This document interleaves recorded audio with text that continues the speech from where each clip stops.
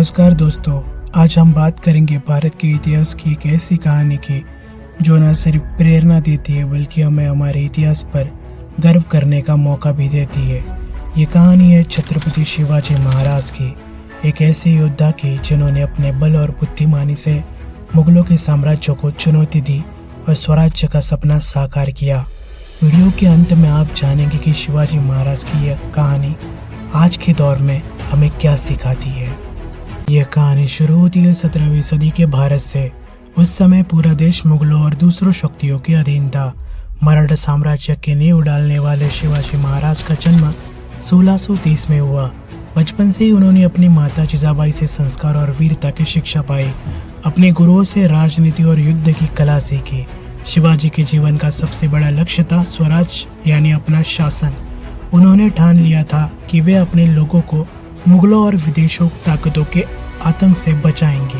शिवाजी महाराज के जीवन की सबसे बड़ी खासियत थी उनकी राजनीतियाँ। उन्होंने गुरिल्ला युद्ध की तकनीक अपनाई जो दुश्मन के लिए समझ पाना मुश्किल था। उनकी सेना छोटी जरूर थी लेकिन हर सैनिक में आत्मविश्वास और देशभक्ति की भावना भरी हुई थी। 1659 में अफजल खान के खिलाफ लड़ी गई लड़ाई उनकी वीरता का बड़ा उदाहरण है। उन्होंने अपनी चतुराई से अफजल खान को हराया और ये संदेश दिया कि शक्ति से ज़्यादा महत्वपूर्ण है बुद्धिमानी।